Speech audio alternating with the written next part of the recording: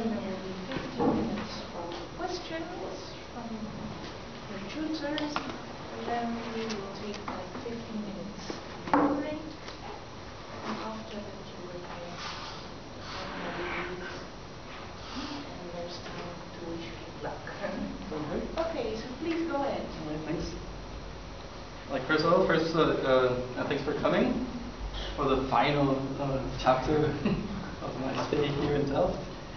And what I want to show you with this presentation is kind of like the path and all the knowledge I've gathered through all of this year and a half that I've been here at Hyperbody, and especially how it has changed me in the way I approach design, and how it has allowed me to really see architecture differently, and much more possibilities that I had before. So I'm gonna describe the process, not that technically, but more on what it represents for me as a way as how I design, and also what I think it should be for architecture, like a new. So first of all, this is the three main things, or the initial requirements that were asked of us. Of course, this is a computational research project, so a lot of understanding that, and also it's located at the NDSM Wharf, north of Amsterdam, and a key point was that we have to look into a time span of 30 years. The NDSM Wharf is located just right north of the central station, and it was a former shipbuilding company that went bankrupt in early 2000s. And right now it's all the shipbuilding is gone, and there started some development of media companies and festivals. So it was kind of like a revitalization place in which I think it could start. So the main question was how can you design for 30 years forward? And yeah, how do you design for something that you don't know? And so this is a key question that I asked myself, and part of the research is trying to think of architecture not as a static model, but also as something that can be actively adapted and can actually respond to the needs. So Terry Knight actually talks about this in an abstract Daniel Rosenberg thesis, and what she says it really struck me, because she talks about a lot of assumptions are done at the level of designing. When you design a building, you create a lot of assumptions. So it's particularly interesting in designing how we can think of this uncertainty, and of course the notion of transforming space of a space that can move, adapt, and enable significant alterations in the way. That's quite interesting. So you see all of these examples of transformable architecture, and you can see of course the Kalatawa building that can open its wings, and you can see different other options, for example this one, in which it's a surface and you can adapt to several forms and shapes, but it's all very superficial, it's only on the surface level. So my question was is there something about transformable spaces? Of course, this is work with Skylar Tibbets, an MIT researcher, and he goes into the molecular level of change, but still that's very conceptual. Or the work of Daniel Rosenberg, which my later work, as you can see here, it's greatly based on, talks about how mechanisms can actually go for uncertainty. But actual transformable spaces or architecture is really rare. So you can see, for example, the work of Chuck Hoverman and all of these transformable structures. This is another video that I think this is it's being built right now at the EPFL in Zurich, and in Lausanne. And this notion of how we can think of building not just static, that can actually be adapted to better uses, And so this was like a great inspiration for my project, of the thinking of how we can think of one space that can actively be properly shaped for that project. So what I want to do is I want to improve the way we design by being like using custom computational tools in order to tweak and to create the tools that you want for that project, to develop all of this and so we can merge contextual population programmatic things into one. And I want to create the transformation of this building, but that gathers from databases that we set, and just kind of give you a quick peek of what could come next. And so the project started as we had to arrange it within this site, and we had to negotiate between the designer wishes, because we were a group of 7, and the municipal plan that was already laid out. So we created 7 parameters, and we gave the values, and we put this data into into the site. What we did later was to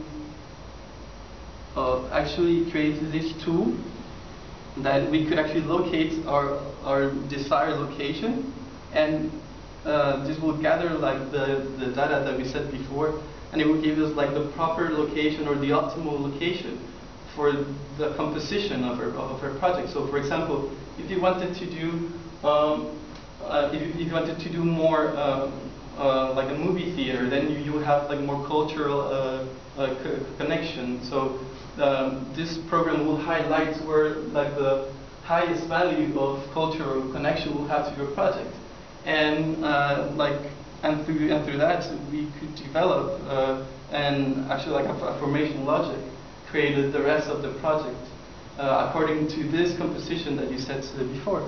So as you see here, this a negotiation tool. So you set the boundaries of influence of your project, and you will merge it into that.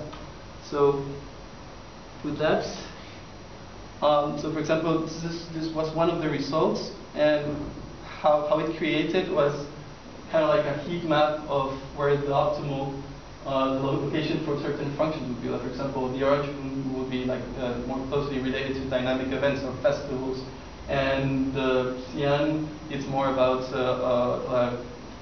cultural stuff. So it has this heat map for the programmatic needs that you need afterwards.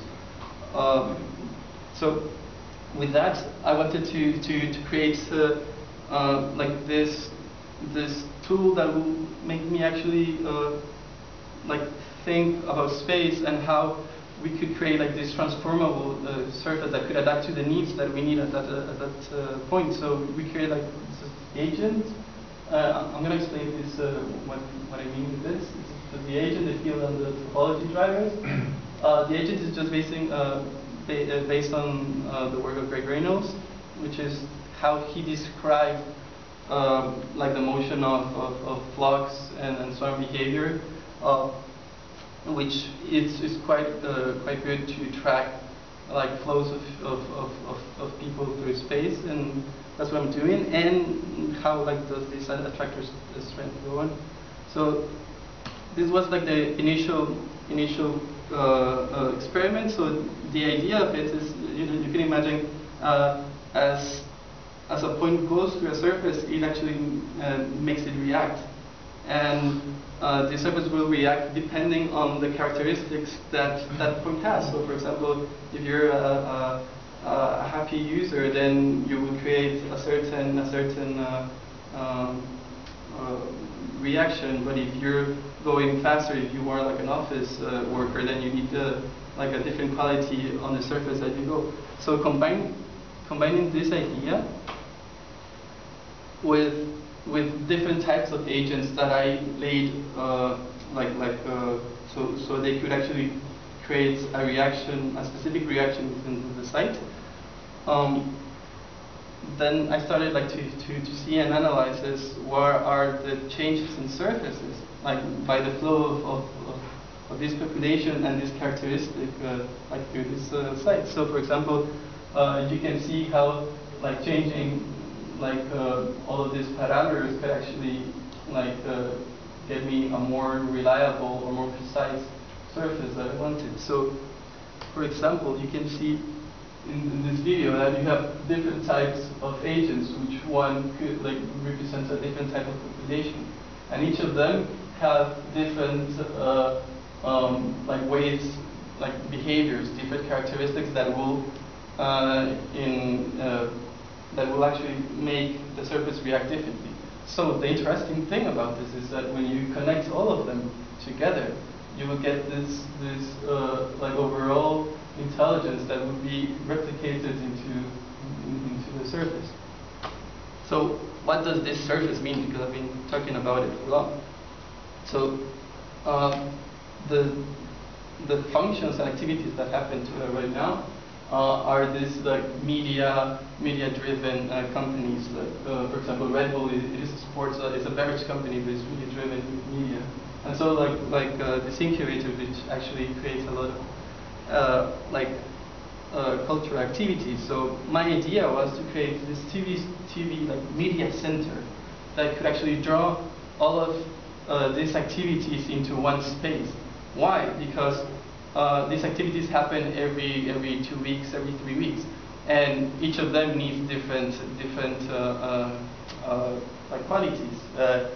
So, for example, you could have a cinema one day, and the next day you could have an auditorium, and the next day you could have a TV studio, all within the same space, but with actual like transformation. So this was the idea. So what I did is I cataloged these activities and I set it up more or less which ones had the same dimensions, so I could like gather them and cluster them together into these anchor spaces that I designed. So of course this is like some of the other requirements for the sites that I'll talk to you later. But the example is, for example, you have like this box of 27 or 45 meters, but it's not a box, it's just imagine as a boundary when transformations happen inside of them. So you could have like all of these different arrangements within that space. And so how do I transfer, and now is when I'm connecting like the previous agent like logic that I talked about. So for example, how do I transform like this generic space into a space like this? So for example, you can see that like you have a red line and a blue line, and the red line will actually make the surface go up, and the blue line will make the surface go down. However, you see that, for example, here there are different types of inclination, of steepness. So the more population you had at that point will create a larger increase in this height. So for example, this you will have a larger population. So this is merging, for example, like flows of people with characteristics to create a certain or the specific change that I need on the surface. So what I do with this is, for example, you connect these individual like transformation lines at each anchor space, and you connect it with like connections. For example, so there's a door here, and actually this is not correct, but there's like another door here. So it will, in the simulation, it will actually connect all of them. And these anchor boxes were set up in the project to actually allow the optimal position of them according to the results that I told you before. So it would like optimize the location of it. So for example, the big box is where like the larger events happen. So they're gonna grow closer where the orange places are. And so this idea actually looks like, so this, you see, I don't know if you can see it properly.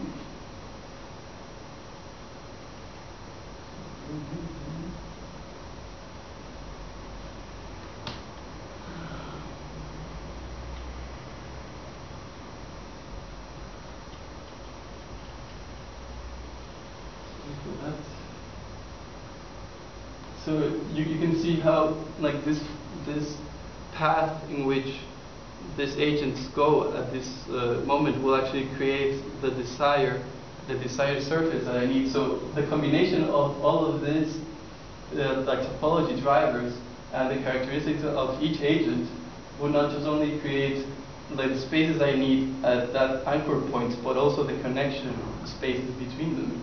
And I have thought that that was like quite an achievement for spatially. So the whole idea of this was, and why the simulation is because I could also measure like the change between each state, and I could actually see what changes I needed at that moment. So back to here.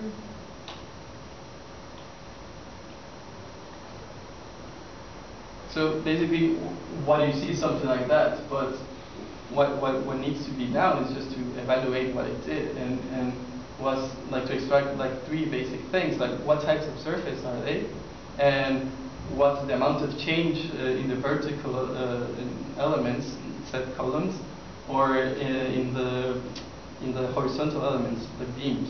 So what I did with that was because I wanted to see how much do they move, and therefore design the proper mechanism for it, because the whole idea of it was to show that these transformable buildings are not just a crazy idea, but they could actually happen, and they have a great value in it, as we think like architecturally, not just a static thing, but as a moving thing. So for example, this is the result of the simulation, and you can see the different types of surfaces. Like yellow means that it's always flat, and blue means that it turns only like on one direction, so it moves up and down, just on one direction. And this was like, for example, also like the columns, which columns like change, which doesn't, and the amount of change within the beams.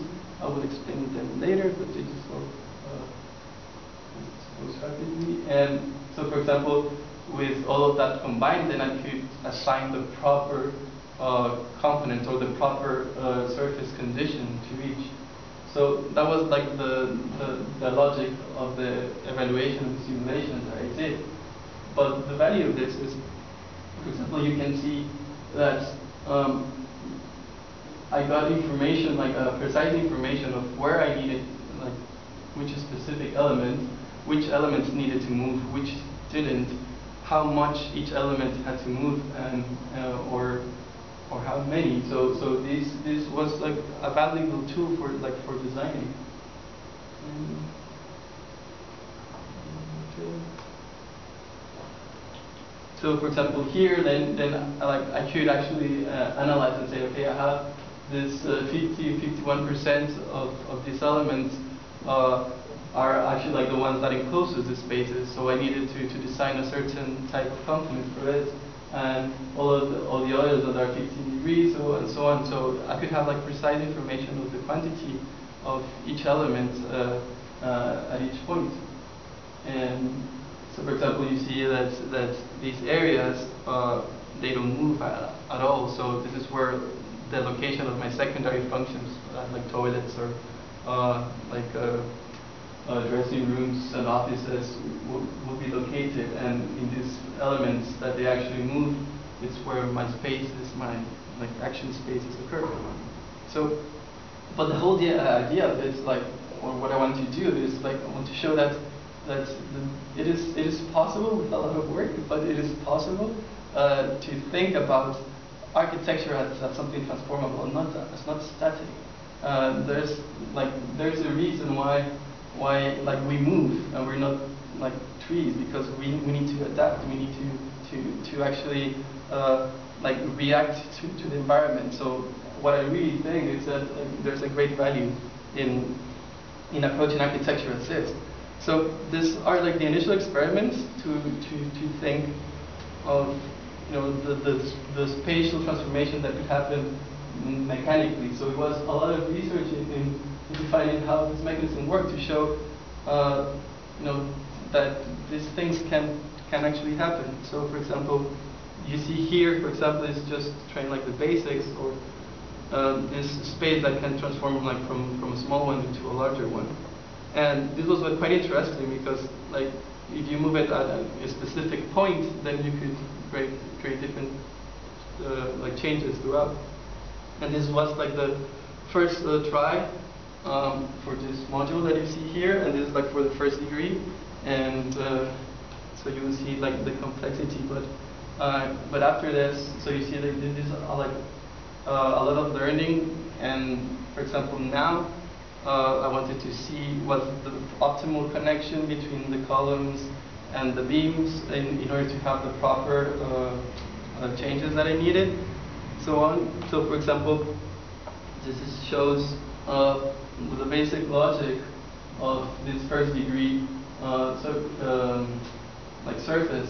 So that it doesn't matter like what the transformation, that surface, which is the stand, which is the seating area, will always be horizontal, because it doesn't make sense like to be sliding on your seat. So, for example, you see here that like this would be like the basic setup, and then in the same space you could actually have like different levels of transformation. So and you can replicate throughout. So this is like you can have here, for example, this is you can have a seating area. This changes actually like 3 meters 50 in height, and this is a grade of 5 meters. So you can see that it's quite a substantial amount for. So for the second area that you see here, it's how do you think like how to develop this surrounding spaces that can actually adapt to this really weird and difficult transformation surfaces. So it's just this system that when you move, then this lattices actually expand and create this nice patterns, which, for example, like when they open, they will have and they would need, for example, like a fabric underneath to cope with the sound insulation and so on. But also, what was really interesting is that you could actually manage that. So when you need more sound absorption, this like surface could expand and will actually create more area for this fabric which is behind it. So. Yes, I'm almost done. Thank you. So this is more or less like how the system will work, and so you see like all of this huge surface, and this will have like these different like mechanisms. But like the whole idea of it is, for example, like and you could enter like on both sides, and you could enter one time and be completely empty, and just see like two large flat surfaces. And every time that you go in, it might be a different experience. So it will be like quite cool, but quite also, you might get lost. You would be like, okay, how do I get like space from space to space? And that certainly is one of the discussions that we have to speak later. Like what happens as a person when you go into a building that it's always changing. So it's a quite interesting thing. How do you orient yourself within it? And so, for example, this is like the basic arrangement of a sports arena. So you could have your basketball game here or futsal. And for example, this is like a 5-meter grid, as I said. So this is 50 by 30 wide. So it's quite like a large space. And at this moment, for example, you have this is 80 meters high, and so like you could. But the interesting thing is you could actually lower it as the events are happening to give like a more dramatic thing. So for example, this is an auditorium where you need like a bigger space here, like to have more people, or a TV studio. So all of this transformation can happen in the same space, and it's not just superficial transformations, but actual transformations on the site. So for example, how it might everything look. For example, here I took the roof out, So you will, so you can see, so for example, you see the different arrangements and how they actually interact with each other, and the surfaces actually talk to you, and so you can have something flat in roller skate or whatever there. So just in more detail, for example, like you could actually change the entrances. So for example, instead of having doors, you don't actually need doors. Like when the site is up or when the activity is about to start, this part just goes up and closes. So this is necessarily like an idea where you can think of a different way of approaching architecture, not as like different elements that are put together to create a space, but the whole building creates spaces. So, for example, this is like a cinema, or this is for a rock stage, and yeah, you can do pretty much whatever you want there. So, for example, this is on this space actually. So you can see, for example, like interior qualities of it and how it can change. And mind, like this is exactly the same view, same space, and so you can transform from this to the cinema to this is like the music concert that I was telling you guys about, or anything, right? This is the same space, and I think this is like super valuable to have a different experience at every moment.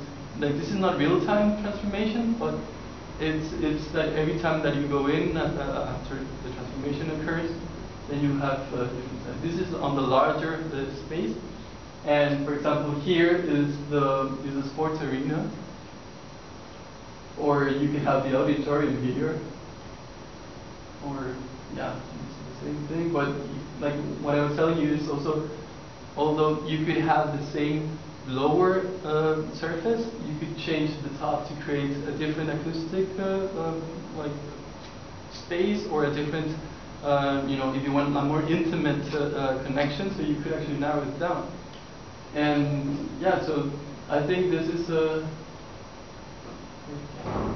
or for example, like this one, which was the TV studio, and you can see like how you could actually just specify for a really specific type of activity, and how this system will actually transform. Of course, because of the research, I had to narrow it down to just a TV studio, an auditorium, a cinema, and a music venue. So it's like this large events for media center. That's why it is a media center. It's, because I couldn't actually do all of transformation for some housing or office, but I think like for the purpose that I designed, and also for the surroundings, this project quite goes well within the site.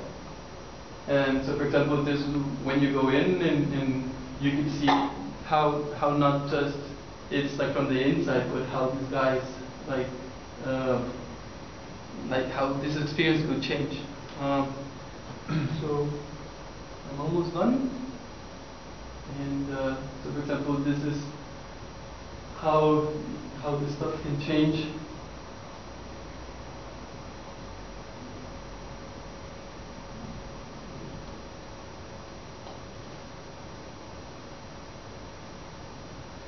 And just to finish, I'm gonna run the model because I wanted to show you that like all of the research that I've done was not just for just like a theoretical, but also has like a really like, or at least I try to show that using computational tools and all of this doesn't have to translate into something complex that just your mind cannot grasp. So what I tried with this is to show you that of course it is extremely complex, but like when you start thinking about it, then it makes sense. So that's like the whole point of it. And so, yeah, it's not gonna be that dramatic. It's not gonna be that dramatic because the motors are not that powerful, so don't get your hopes up too much. But yeah.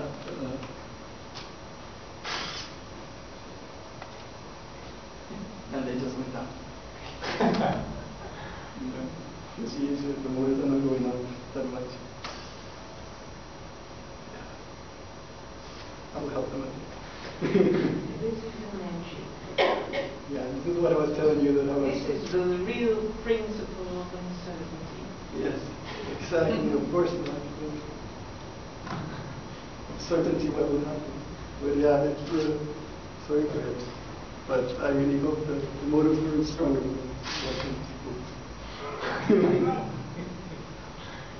So as you can see, like from the little change he is doing, is that it doesn't matter, like for example, this one, like maybe later when you see it, is that, like for example, this surface, it doesn't matter like which actually configuration it is. It will like create this nice patterns between them. So this, like one of the, like for the non-architects in here, one of the most challenging things is to build this double curved surface, which is like the surfaces that go into both ways because they're really hard to build. So, for example, this solves that surface in order to. You start smoking. Yes, I do. Yeah, but it's just the cable. Oh, just a cable. Yeah, it's just the cable, so don't worry. I'm not gonna light the faculty again. So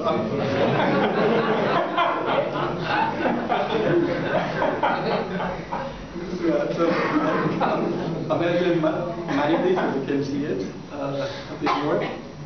So, for example, You're the one drinking coffee. Sir. you, English? Oh my God. Yeah, so like at the idea of it is that it can actually transform it and start to fold out.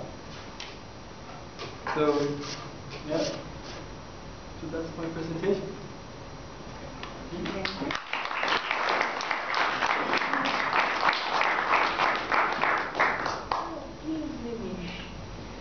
Okay, well, Ignacio, yeah, I think first I must really congratulate you for like all the hard work, the clarity of the presentation. It's also like everything to do with what you actually learned and what were your struggles and what you actually achieved out of it. I think it has been really quite remarkable. I know you were also frustrated in the middle. There were a lot of things which happened, but I think you pulled it through. So, okay, this is quite. It's quite a good achievement that you have right now. But so some other things I wanted to ask you in connection with this sort of robotics-driven adaptation issues. So we're also about how much do you consider. So first, within this setup, so how does the circulation pattern actually constantly change in accordance with the adaptations that are happening? Yeah, and how, as an interaction routine, how are these interactions structured? So do they happen when nobody is there, or do they happen when? How is this happening? Well, like of course, like what I thought about it, like for now, it's that of course this transformation, because there's some mechanical movement, so it might not be that safe. For example, here that when it opens, it slides and it creates a gap. So. Like I don't think for safety reasons people would be there, that they might fall into it. Okay. But like the whole idea of it was that like for a next stage to develop this into a more sensorial like feeling. Yeah. So for example, as you pass through it, and like because as you see like in a simulation right now it's just a simulation, which like as when people go and as one person go, then it opens a bit. But if 5 or 10 people are going, then it should scale up like to the correct size for that. So that's like the whole idea of what I pursue afterwards. Of course, now it had to be limited in order for like this was quite complex already. Yeah. So it had to be limited in order like for me to be able to control. Remember, I'm not a team of designers, but just a student.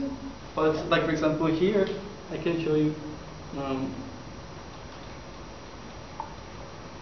So for example, basically at the end, what was fixed in a way was like these types of elements, because they give you a direction in which this space is done. So if you think about it, like these elements are actually the ones that are limiting the transformation. So the circulation can happen and can change all around this component. So the limitations of the actual system as you see it now is that the circulation could actually change, could be like, and you could do like a roller coaster with the double curved surfaces with these panels, but the limitation will start when you have that. So I think that's like the limitation. I don't know if that was like the question that you had. Yeah, because also the other question was, since you actually figure out like 15% of the tiles should do this, 25%. So how do you think that should affect like the ductility of this, like even the feel of it? So do you think the material quality will change? Because okay, it is a TV studio, it is a cinema, so it has to deal with this reverberation and like this issues. So I think I'm also wondering how much thought went into it, or as of now it was an experiment, and then of course it would. Yes, like, and to be honest, like. Martin knows it like very well. Like there are still like several issues that I didn't actually like develop or even like thought about it fully. Like for example, like how the electric installations, hydraulics, and all of that. But like for example, in the acoustics, like what I thought was, for example, is that right now you see that each element is the same. So if you want to tweak it a little bit more, you could actually reduce the size of this element at certain positions within the space that you know they're gonna be like that more currently, or like with time they happen to be more, they need to be more like acoustic absorbance and more reverberating. So for example, you could tweak it by this system and just like reducing this size. So by reducing this, the gaps that will become will become larger. So for example, the surface that has to lay like behind will be larger and so on. So that was like the idea that I had, but it wasn't like developed further. Okay. And during the night time, so this surface articulation is the only one which provides light from the other side, or is there like another lighting surface somewhere? Yes, like what I thought about it is, for example, like when you see here, like I have like this like overall structure. So you could have like a setup of lighting on top of that, and so it could actually light it up at night as well. So you could have like this.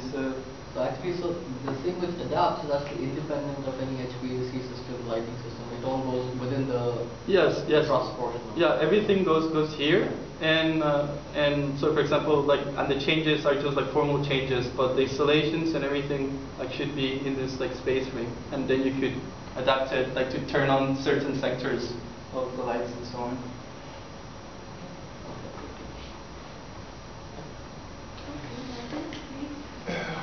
Yeah, to be honest, I'm a bit disappointed because I was really hoping that this would work.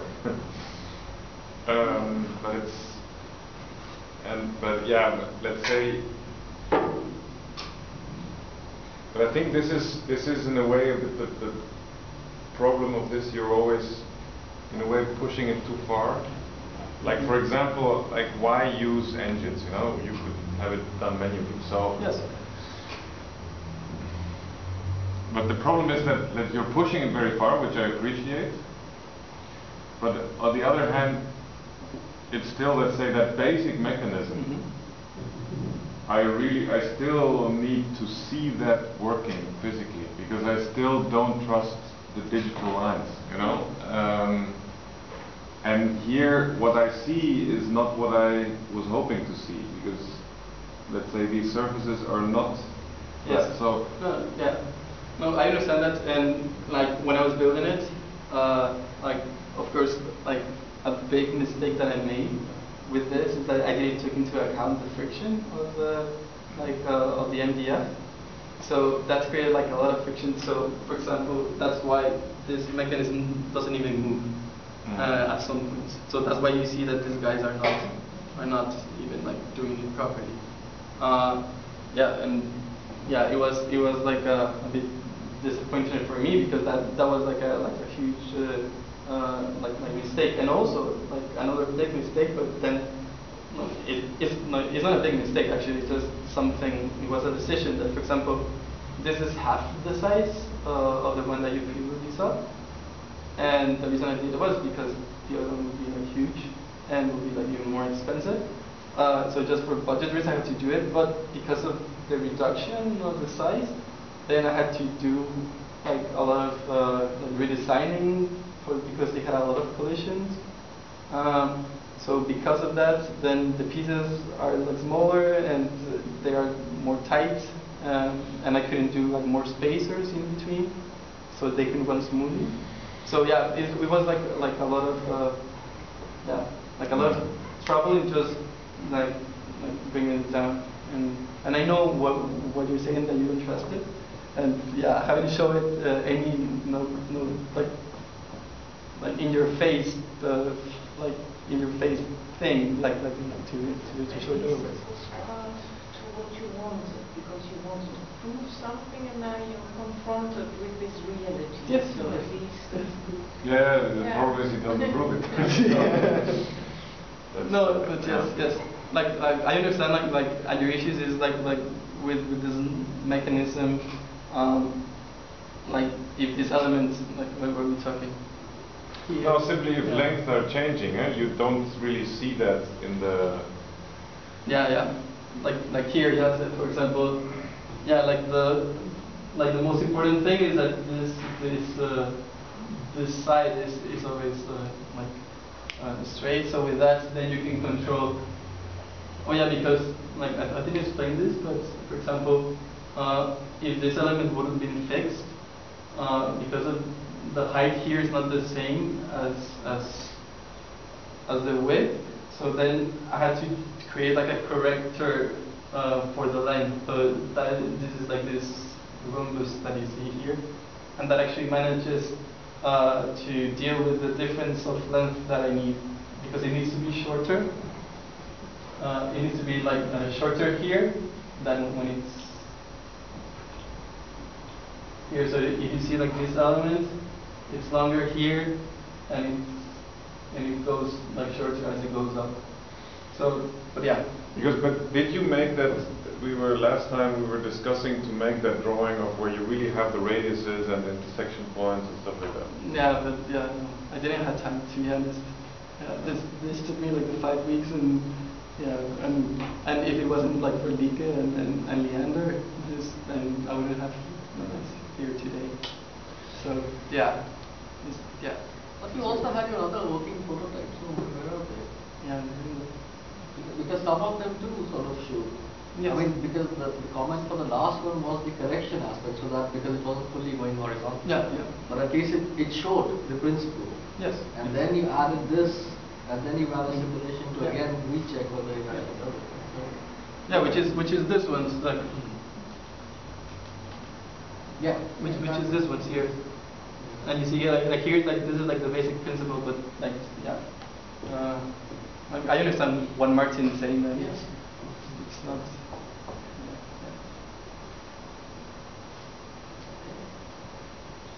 Sorry, Martin. No. Sorry.